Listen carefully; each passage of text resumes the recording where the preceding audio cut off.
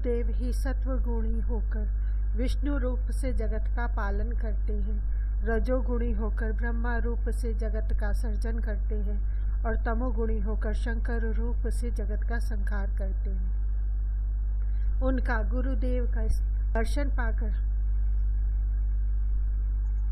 उनकी कृपा प्रसाद से सर्व प्रकार की आसक्ति छोड़कर एकाकी, निष्प्रिय और शांत होकर रहना चाहिए। जो जीव इस जगत में सर्वमय, आनंदमय और शांत होकर सर्वत्र विचरता है, उस जीव को सर्वज्ञ कहते हैं। ऐसा पुरुष जहाँ रहता है वह स्थान पुण्य तीर्थ है।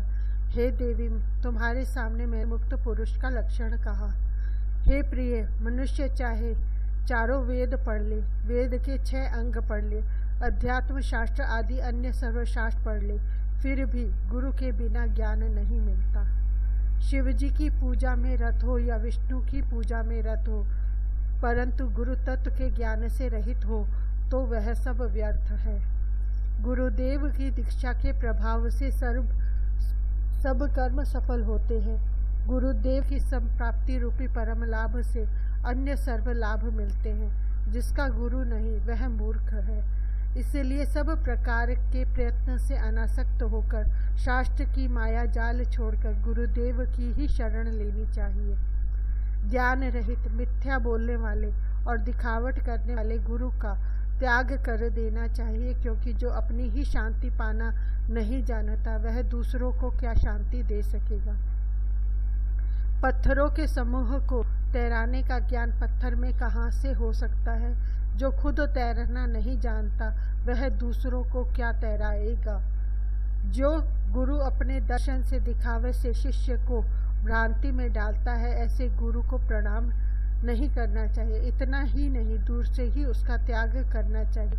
ऐसी स्थिति में धैर्यवान गुरु का ही आश्रय लेना चाहिए। भेद बुद्धि उत्पन्न करने वाले, स्त्री लंपट, दुराचारी, नमक हराम, बगुले की तरह ठगने वाले, क्षमा रहित, निंदनीय तर्कों से वितंडावाद करने वाले, कामी, क्रोधी, हिंसक, उग्र, शठ तथा ज्ञानी और महापापी पुरुष को गुरु नहीं करना चाहिए। ऐसा विचार करके ऊपर दिए लक्षणों से भिन्न लक्षणों वाले गुरु की एक निष्ठ भक्ति से सेवा करनी चाहिए।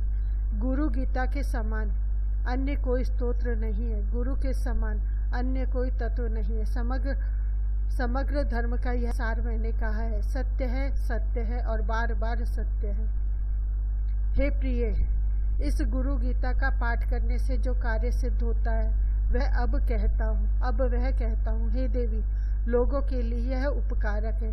मात्र लौकिक का त्याग करना चाहिए। जो कोई इसका उपयोग लौकिक कार्य के लिए करेगा वह ज्ञानहीन होकर संसार रूपी सागर में गिरेगा। ज्ञान भाव से जिस कर्म में इसका उपयोग किया जाएगा वह कर्म निष्कर्म में परिणत होकर शांत हो जाएगा। भक्ति भाव से इस गुरु गीता का पाठ करने से, सुनने से और लिखने से वह भक्त सब फल भोगता है। हे देवी, इस गुरु गीता का नित्य भावपूर्वक हृदय में धारण करो। महाव्याधि वाले दुखी लोगों को सदा आनंद से इसका जप करना चाहिए। हे प्रिय, गुरु गीता का एक एक अक्षर मंत्र राज है। अन्य जो विविध मंत्र हैं वे इसका 16वां भाग भी नहीं। हे देवी, गुरु गीता के जप से अनंत फल मिलता है। गुरु गीता सर्व पाप को हरने वाली और सर्व दारिद्र्य का नाश करने वाली है। गुरु गीता अकाल मृत्यु को रोकती है, सब संकटों का नाश करती है, यक्ष, राक्षस, भूत, चोर और बाघ आदि का घात करती है। गुरु गीता सब प्रकार के उपद्रवों, कुष्ठ और दुष्ट रोगों और दोषों का निवारण करने वाली है। श्री गुरु देव के सानिध्य से जो फल मिलता है वह फल इस गुरु गीता का पाठ करने से मिलता है। इस गुरु गीता का पाठ करने से महाव्याधि दूर होती है, सर्व ऐश्वर्य और सिद्धियों की प्राप्ति होती है। मोहन में अथवा वशीकरण में इसका पाठ स्वयं ही करना चाहिए। इस गुरु गीता का पाठ करने वाले पर सर्व प्राणी मोहित हो जाते हैं। बंधन में से परम मुक्ति मिलती है। देवराज इंद्र को वह प्रिय होता है और राजा उसके वश में होता है। इस गुरु गीता का पाठ शत्रु का मुख बंद करने वाला है, गुणों की वृद्धि करने वाला है, दुष्कृत्यों का नाश करने वाला और सत्कर्म में सिद्धि देने वाला है। इसका पाठ असाध्य कार्यों की सिद्धि कराता है, नवग्रहों का भय हरता है, दुस्वप्न का नाश करता है और सुस्वप्न के फल की प्राप्ति कराता है। हे शिवे, यह गुरु गीता रूपी शास्त्र मोह को शांत करने वाला, बंधन में से परम मुक्त करने वाला और स्वरूप ज्ञान का भंडार है। व्यक्ति जो जो अभिलाषा करके इस गुरु गीता का पठन चिंतन करता है, उसे वह निश्चय ही प्राप्त होता है। यह गुरु गीता नित्य सौभाग्य और पुण्य प्रदान करने वाली तथा तीनों तापों आदि व्याधि उपाधि का शमन करने वाली है। यह गुरु गीता सब प्रकार की शांति करने वाली, वंध्या स्त्री को सुपुत्र देने वाली, सधवा स्त्री के वैधव्य का निवारण करने वाली और सौभाग्य की वृद्धि करने वाली है। यह गुरु गीता आयुष्य, आरोग्य, ऐश्वर्य और पुत्र पौत्र की वृद्धि करने वाली है। कोई विधवा निष्काम भाव से इसका जप पाठ करे तो मोक्ष की प्राप्ति होती है। यदि वह विधवा सकाम होकर जप करे तो अगले जन्म में उसको संताप हरने वाला अवैधव्य सौभाग्य प्राप्त होता है। उसके सब दुख, भय, विघ्न और संताप का नाश होता है। इस गुरु गीता का पाठ सब पापों का शमन करता है। उसके सब दुख, भय, विघ्न और संताप का नाश होता है। इस गुरु गीता का पाठ सब पापों का शमन करता है, धर्म, अर्थ और मोक्ष की प्राप्ति कराता है। इसके पाठ से जो जो आकांक्षा की जाती है वह अवश्य सिद्ध होती है। यदि कोई इस गुरु गीता को लिखकर उसकी पूजा करे तो उससे लक्ष्मी और मोक्ष की प्राप्ति होती है और विशेषकर उसके हृदय में सर्वदा गुरु भक्ति उत्पन्न होती रहती है। शक्ति के, सूर्य के, गणपति के, शिव के और पशुपति के मतवादी इसका गुरु गीता का पाठ करते हैं। यह सत्य है, इसमें कोई संदेह नहीं है। बिना आसन किया हुआ जप नीच कर्म हो जाता है और निष्फल हो जाता है। यात्रा में, युद्ध में, शत्रुओं के उपद्रव में गुरु गीता का जप पाठ करने से विजय मिलता है। मरण काल में जप करने से मोक्ष मिलता है। गुरु पुत्र के, शिष्य के सर्व कार्य सिद्ध होते हैं, इसमें संदेह नहीं है। जिसके मुख में गुरु मंत्र है उसके सब कार्य सिद्ध होते हैं, दूसरे के नहीं। दीक्षा के कारण शिष्य के सर्व कार्य सिद्ध होते हैं। तत्वज्ञ पुरुष संसार रूपी वृक्ष की जड़ नष्ट करने के लिए और 8 प्रकार के बंधन, संशय, दया, भय, संकोच, निंदा, प्रतिष्ठा, कुल, अभिमान और संपत्ति की निवृत्ति करने के लिए गुरु गीता रूपी गंगा में सदा स्नान करता है। स्वभाव से ही सर्वथा शुद्ध और पवित्र ऐसे वे महापुरुष जहाँ रहते हैं उस तीर्थ में देवता विचरण करते हैं।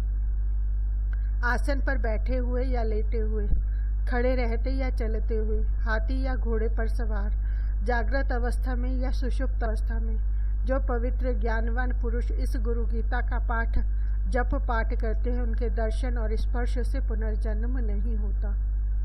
हे देवी, कुश और दुर्वा के आसन पर सफेद कंबल बिछाकर उसके ऊपर बैठकर एकाग्र मन से इसका गुरु गीता का जप करना चाहिए।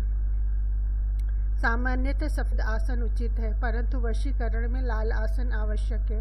हे प्रिय, शांति प्राप्ति के लिए या वशीकरण में नित्य पद्म आसन में बैठकर जप करना चाहिए।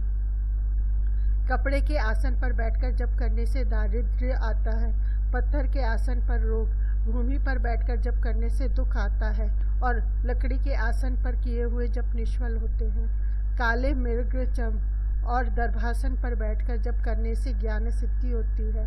व्याघ्र चर्म पर जप करने से मुक्ति प्राप्त होती है, परंतु कंबल के आसन पर सर्व सिद्धि प्राप्त होती है। अग्नि कोण की तरफ मुख करके जप पाठ करने से आकर्षण, वायव्य कोण की तरफ शत्रुओं का नाश, नैऋत्य कोण की तरफ दर्शन और ईशान कोण की तरफ मुख करके जप पाठ करने से ज्ञान की प्राप्ति है। उत्तर दिशा की ओर मुख करके पाठ करने से शांति, पूर्व दिशा की ओर वशीकरण, दक्षिण दिशा की ओर मारण सिद्ध होता है तथा पश्चिम दिशा की ओर मुख करके जप पाठ करने से धन प्राप्ति होती है। इति श्री स्कंदोत्तर खंडे उमा महेश्वर संवादे श्री गुरु गीतायां द्वितीयो अध्यायः। अथ तृतीयो अध्यायः। तीसरा अध्याय। हे सुमुखी, अब सकामियों के लिए जप करने के स्थानों का वर्णन करता हूँ। सागर या नदी के तट पर, तीर्थ में, शिवालय में, विष्णु के या देवी के मंदिर में, गौशाला में, सभी शुभ देवालयों में, वट वृक्ष के या आंवले के वृक्ष के नीचे, मठ में, तुलसीवन में, पवित्र निर्मल स्थान में नित्यानुष्ठान के रूप में अनासक्त रहकर मौन पूर्वक इसका जप का आरंभ करना चाहिए। जप से जय प्राप्त होता है तथा जप की सिद्धि रूप फल मिलता है। जपानुष्ठान के काल में सब नीच कर्म और निंदित स्थान का त्याग करना चाहिए। शमशान में बिल्व वट वृक्ष या कनक वृक्ष के नीचे और आम्र वृक्ष के पास जप करने से सिद्धि जल्दी होती है। हे देवी, कल्प पर्यंत के करोड़ों जन्मों के यज्ञ, व्रत, तप और शास्त्रोक्त क्रियाएं, ये सब गुरुदेव के संतोष मात्र से सफल हो जाते हैं। भाग्यहीन, शक्तिहीन और गुरु सेवा से विमुक्त जो लोग इस उपदेश को नहीं मानते, वे घोर नरक में पड़ते हैं। जिसके ऊपर श्री गुरुदेव की कृपा नहीं है, उसकी विद्या, धन, बल और भाग्य निरर्थक है। हे पार्वती, उसका पतन होता है। जिसके अंदर गुरु भक्ति हो, उसकी माता धन्य है, उसका पिता धन्य है, उसका वंश धन्य है, उसके वंश में जन्म लेने वाले धन्य हैं। समग्र धरती माता धन्य है। शरीर, इंद्रियां, प्राण, धन, सुजन, बंधु बांधव, माता का कुल, पिता का कुल, ये सब गुरुदेव ही है, इसमें संशय नहीं है। गुरु ही देव है, गुरु ही धर्म है, गुरु में निष्ठा ही परम तप है, गुरु से अधिक और कुछ नहीं है। यह मैं 3 बार कहता हूँ। जिस प्रकार सागर में पानी, दूध में दूध, घी में घी, अलग अलग घटों में आकाश एक और अभिन्न है, उसी प्रकार परमात्मा में जीवात्मा एक और अभिन्न है। इसी प्रकार ज्ञानी सदा परमात्मा के साथ अभिन्न होकर रात दिन आनंद विभोर होकर सर्वत्र विचरते हैं। हे पार्वती, गुरुदेव को संतुष्ट करने से शिष्य मुक्त हो जाता है। हे देवी, गुरुदेव की कृपा से वह अनिमादि सिद्धियों का भोग प्राप्त करता है। ज्ञानी दिन में या रात में सदा सर्वदा समत्व में रमण करते हैं। इस प्रकार के महामौनी अर्थात ब्रह्मनिष्ठ महात्मा तीनों लोकों में समान भाव से गति करते हैं। गुरु भक्ति ही सबसे श्रेष्ठ तीर्थ है, अन्य तीर्थ निरर्थक है। हे देवी, गुरुदेव के चरण कमल सर्व तीर्थमय है। हे देवी, हे प्रिय, कन्या के भोग में रत, स्व स्त्री से विमुक्त, पर स्त्रीगामी ऐसे बुद्धि शून्य लोगों को मेरा यह आत्मप्रिय परम बोध मैंने नहीं कहा। अभक्त, कपटी, धूर्त, पाखंडी, नास्तिक इत्यादि को यह गुरु गीता कहने का मन में सोचना तक नहीं। शिष्य के धन को अपहरण करने वाले गुरु तो बहुत है, लेकिन शिष्य के हृदय का संताप हरने वाला एक गुरु भी दुर्लभ है, ऐसा मैं मानता हूँ। जो चतुर हूँ, विवेक भी हूँ, अध्यात्म के ज्ञाता हूँ, पवित्र हूँ तथा निर्मल मानस वाले हूँ, उनमें गुरुत्व शोभा पाता है। गुरु निर्मल, शांत, साधु स्वभाव के, मितभाषी, काम क्रोध से अत्यंत रहित, सदाचारी और जितेंद्रिय होते हैं। सूचक आदि भेद से अनेक गुरु कहे गए हैं। बुद्धिमान मनुष्य को स्वयं योग्य विचार करके तत्वनिष्ठ सद्गुरु की शरण लेनी चाहिए। हे देवी, वर्ण और अक्षरों से सिद्ध करने वाले बाह्य लौकिक शास्त्रों का जिसको अभ्यास हो, वह गुरु सूचक गुरु कहलाता है। हे पार्वती, धर्माधर्म का विधान करने वाली, वर्ण तथा आश्रम के अनुसार विद्या का प्रवचन करने वाले गुरु को तुम वाचक गुरु जानो। पंचाक्षरी आदि मंत्रों का उपदेश देने वाले गुरु बोधक गुरु कहलाते हैं। हे पार्वती, प्रथम 2 प्रकार के गुरुओं से यह गुरु उत्तम है। मोहन, मारण, वशीकरण आदि तुच्छ मंत्रों को बताने वाले गुरु को तत्वदर्शी पंडित निषिद्ध गुरु कहते हैं। हे प्रिय, संसार अनित्य और दुखों का घर है, ऐसा समझकर जो गुरु वैराग्य का मार्ग बताते हैं, वे विहित गुरु कहलाते हैं। हे पार्वती, तत्वमसि आदि महावाक्यों का उपदेश देने वाले तथा संसार रूपी रोगों का निवारण करने वाले गुरु कारणाख्य गुरु कहलाते हैं। सर्व प्रकार के संदेहों का जड़ से नाश करने में जो चतुर है, जन्म मृत्यु तथा भय का जो विनाश करते हैं, वे परम गुरु कहलाते हैं, सद्गुरु कहलाते हैं। अनेक जन्मों के किए हुए पुण्यों से ऐसे महागुरु प्राप्त होते हैं। उनको प्राप्त कर शिष्य पुनः संसार बंधन में नहीं बंधता, अर्थात मुक्त हो जाता है। हे पार्वती, इस संसार में अनेक प्रकार के गुरु होते हैं। इन सब में एक परम गुरु का ही सेवन सर्व प्रयत्नों से करना चाहिए। प्रकृति से ही, पार्वती ने कहा, प्रकृति से ही मूढ़, प्रकृति से ही मूढ़, मृत्यु से भयभीत, सत्कर्म से विमुख लोग यदि देव योग से निषिद्ध गुरु का सेवन करे तो उनकी क्या गति होती है। श्री महादेव जी बोले, निषिद्ध गुरु का शिष्य दुष्ट संकल्पों से दूषित होने के कारण ब्रह्म प्रलय तक मनुष्य नहीं होता, पशु योनि में ही रह रहा है। हे देवी, इस तत्व को ध्यान से सुनो। मनुष्य जब विरक्त होता है तभी वह अधिकारी कहलाता है, ऐसा उपनिषद कहते हैं। अर्थात दैव योग से गुरु प्राप्त होने की बात अलग है तथा विचार से गुरु चुनने की बात अलग है। अखंड एक रस, नित्य मुक्त और निरामय ब्रह्म तो अपने अंदर ही दिखाते हैं, वे ही गुरु होने चाहिए। हे पार्वती, जिस प्रकार जलाशयों में सागर राजा है, उसी प्रकार सब गुरुओं में से ये परम गुरु राजा है। मोह आदि दोषों से रहित, शांत, नित्य, तृप्त, किसी के आश्रय रहित अर्थात स्व आश्रयी, ब्रह्मा और विष्णु के वैभव को भी तृणवत समझने वाला गुरु ही परम गुरु है। सर्व काल और देश में स्वतंत्र, निश्चल, सुखी, अखंड एक रस के आनंद से तृप्त ही सचमुच परम गुरु है।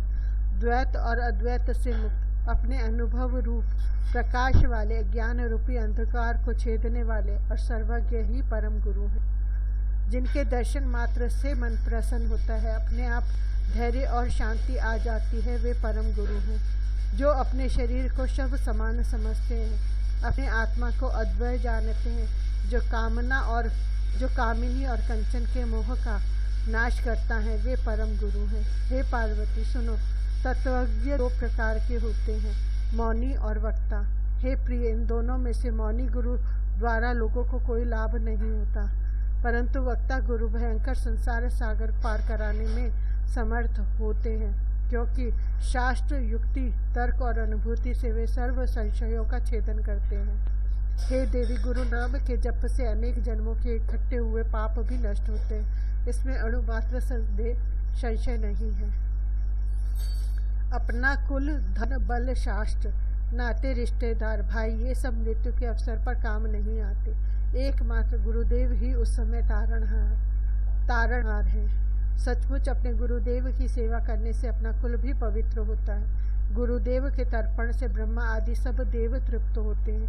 हे देवी, स्वरूप के ज्ञान के बिना किए हुए जप तप आदि सब कुछ नहीं किए हुए के बराबर है, बालक के बकवाद के समान व्यर्थ है।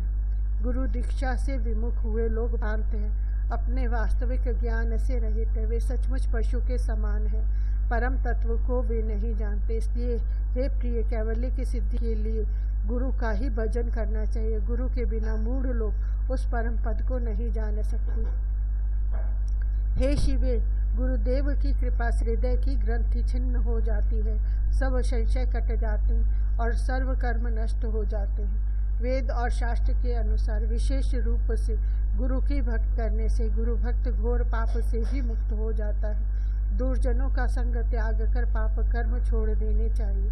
जिसके चित्त में ऐसा चिन्ह दिख जाता है, उसके लिए गुरु दीक्षा का विधान है। चित्त का त्याग करने में जो प्रयत्नशील है, क्रोध और गर्व से रहित है, द्वैत भाव का जिसने त्याग दिया, उसके लिए गुरु दीक्षा का विधान है। जिसका जीवन इन लक्षणों से युक्त हो, निर्मल हो, जो सब जीवों के कल्याण में रत हो, उसके लिए गुरु दीक्षा का विधान है। हे देवी, जिसका चित्त अत्यंत परिपक्व हो, श्रद्धा और भक्ति से युक्त हो, उसे यह तत्व सदा मेरी प्रसन्नता के लिए कहना चाहिए। सत्कर्म के परिपाक से शुद्ध हुए चित्त वाले बुद्धिमान साधक को ही गुरु गीता प्रयत्न पूर्वक कहनी चाहिए। नास्तिक, कृतज्ञ, दंभी, शठ, अभक्त और विरोधी को यह गुरु गीता कदापि नहीं कहनी चाहिए। स्त्री, लंपट, मूर्ख, काम वासना से ग्रस्त चित्त वाले तथा निंदक को गुरु गीता बिल्कुल नहीं कहनी चाहिए। एकाक्षर मंत्र का उपदेश करने वाले को जो गुरु नहीं मानता, वह 100 जन्मों में कुत्ता होकर फिर चांडाल की योनि में जन्म लेता है। गुरु का त्याग करने से मृत्यु होती है, मंत्र को छोड़ने से दरिद्रता आती है, और गुरु एवं मंत्र दोनों का त्याग करने से रौरव नरक मिलता है। शिव के क्रोध से गुरुदेव रक्षण करते हैं, लेकिन गुरुदेव के क्रोध से शिवजी रक्षण नहीं करते। अतः सब प्रयत्न से गुरुदेव की आज्ञा का उल्लंघन नहीं करना चाहिए। 7 करोड़ महामंत्र विद्यमान है, वे सब चित्त को भ्रमित करने वाले। गुरु नाम का 2 अक्षर वाला मंत्र ही एक ही मंत्र महामंत्र है। हे देवी, मेरा यह कथन कभी मिथ्या नहीं होगा, यह सत्य स्वरूप है। इस पृथ्वी पर गुरु गीता के समान अन्य कोई स्तोत्र नहीं है। भव दुख का नाश करने वाले इस गुरु गीता का पाठ गुरु दीक्षा विहीन मनुष्य के आगे कभी नहीं कहना चाहिए। हे महेश्वरी, यह अत्यंत गुप्त रहस्य है, पापियों को वह नहीं मिलता। अनेक जन्मों के किए हुए पुण्य के परिपाक से ही मनुष्य गुरु तत्व को प्राप्त कर सकता है। श्री सदगुरु के चरण अमृत का पान करने से और उसे मस्तक पर धारण करने से मनुष्य सर्व तीर्थों में स्नान करने का फल प्राप्त करता है। गुरुदेव के चरण अमृत का पान करना चाहिए। गुरुदेव के भोजन में से बचा हुआ खाना, गुरुदेव की मूर्ति का ध्यान करना और गुरु नाम का जप करना चाहिए। ब्रह्मा विष्णु शिव सहित समग्र जगत गुरुदेव में समाविष्ट है। गुरुदेव से अधिक और कुछ भी नहीं है, इसीलिए गुरुदेव की पूजा करनी चाहिए। गुरुदेव के प्रति अनन्य भक्ति से ज्ञान के बिना भी मोक्ष पद मिलता है। गुरु के मार्ग पर चलने वालों के लिए गुरुदेव के समान अन्य कोई साधन नहीं है। गुरु के कृपा प्रसाद से ही ब्रह्मा विष्णु और शिव यथाक्रम जगत की सृष्टि स्थिति और लय करने का सामर्थ्य प्राप्त करते हैं। हे देवी, गुरु यह 2 अक्षर वाला मंत्र सब मंत्रों में राजा है, श्रेष्ठ है। स्मृतियाँ वेद और पुराणों का वह सार ही है, इसमें संशय नहीं है। मैं ही सब हूँ, मुझ में ही सब कल्पित है, ऐसा ज्ञान जिनकी कृपा से हुआ है। ऐसे आत्मस्वरूप श्री सदगुरु के चरण कमलों में मैं नित्य प्रणाम करता हूँ। हे प्रभु, अज्ञान रूपी अंधकार में अंध बने हुए और विषयों से आक्रांत चित्त वाले मुझको ज्ञान का प्रकाश देकर कृपा करो। इति श्री स्कंदोत्तर खंडे उमा महेश्वर संवादे श्री गुरु गीतायां 3य अध्यायः।